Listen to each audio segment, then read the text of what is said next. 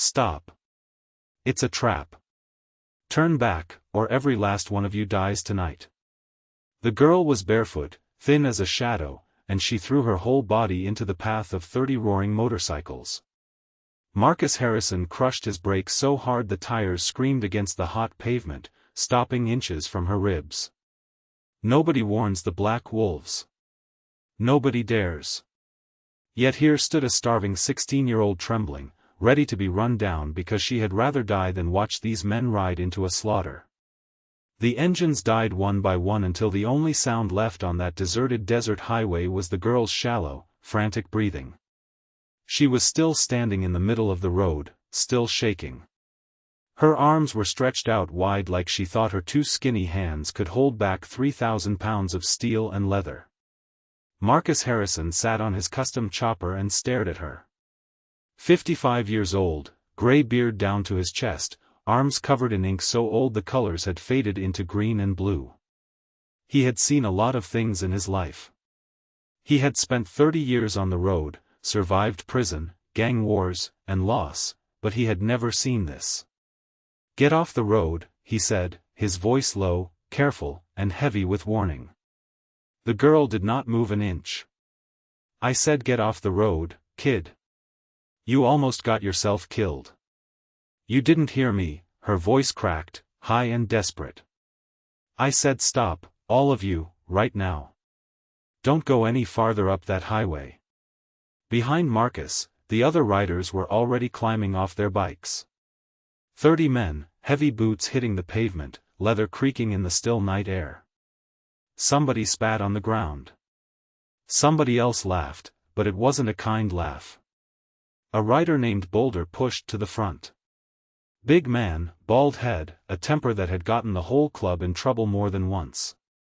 "You know who we are, little girl?" "Yes," she said, her chin trembling.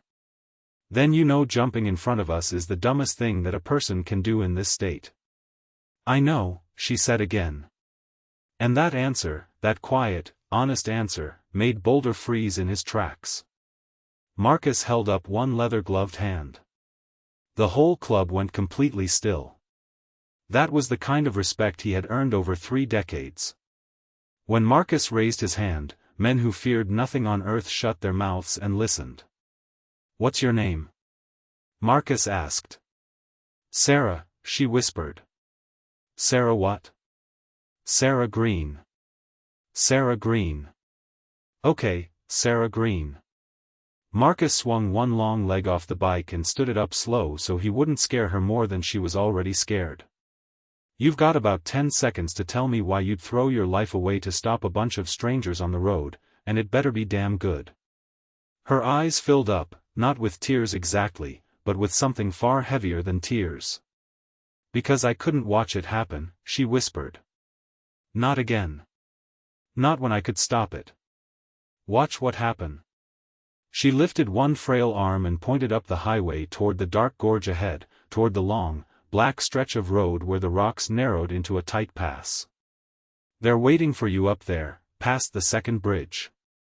There are men in the rocks with rifles, and they've buried a thick steel chain across the road under the dirt so your tires blow out, and when you crash at full speed, they're going to finish all of you off." For a second, nobody said a word. The wind just howled through the brush.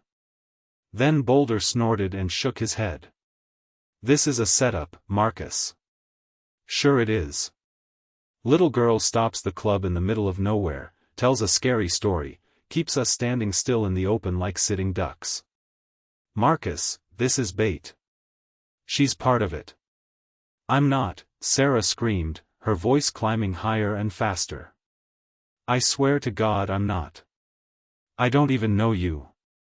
I don't know any of you. I was just looking for food behind the old abandoned gas station up the hill. That's all I was doing.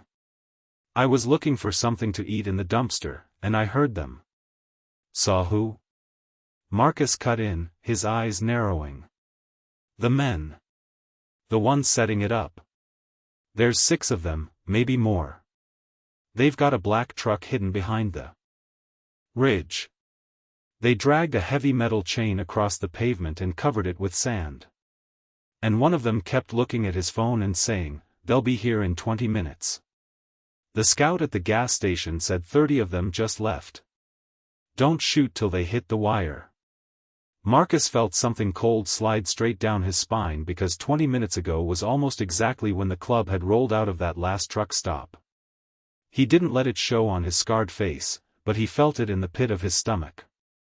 "How do you know they meant us?" he asked quietly. "Because one of them said it." Sarah wiped her nose with the back of her dirty sleeve. "He said 30 of them, all wolves. Nobody's going to miss a bunch of bikers out in the desert." The nervous laughter behind Marcus vanished instantly. Every single man heard that number. 30. They had left the clubhouse with exactly 30 riders. Boulder's face changed from anger to confusion. "Anybody could count us at a red light," Boulder muttered, but there was no fire left in his voice. "Then explain how she knew our count before she ever laid eyes on us," Marcus said softly. "She was already on foot when we came around the bend. She didn't have time to count headlights moving at 60 miles an hour in the dark. Somebody told her that number, or she overheard it. Nobody had an answer for that." Marcus turned back to the girl. He looked at her the way a man looks when he's trying to see all the way to the bottom of someone's soul. Her oversized jacket was full of holes and stained with grease.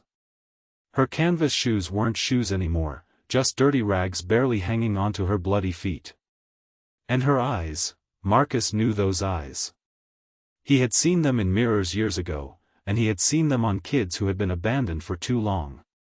Kids who had learned the hard way that the world doesn't come running when you scream for help. "You could have run away, Sarah," Marcus said. "Nobody would have blamed you. A kid like you out here alone, nobody expects you to stick your neck out for a pack of outlaws."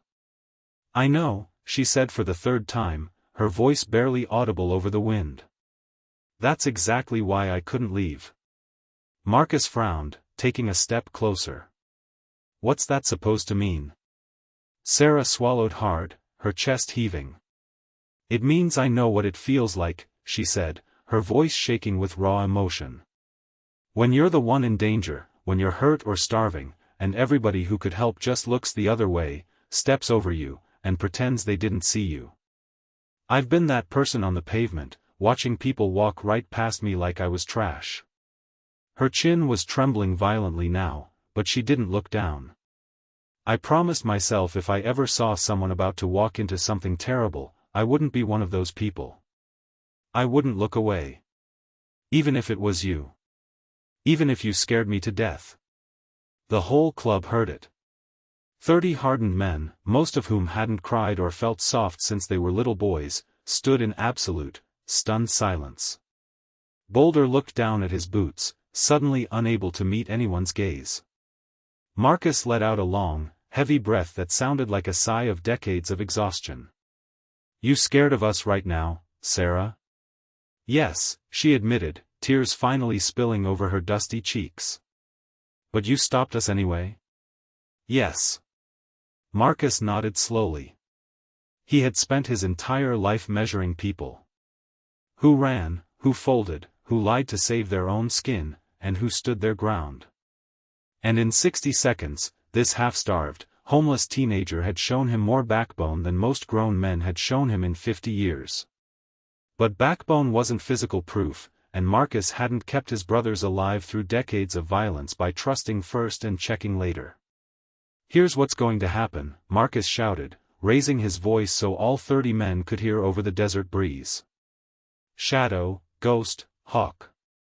You 3 take the brush on foot. Quiet as ghosts. Go up past the second bridge, get eyes on that gorge, and tell me what you find. Do not engage. You look, you count, you come back. The rest of us hold this line." 3 riders peeled off without making a sound, drawing their sidearms and vanishing into the thick scrub along the highway shore.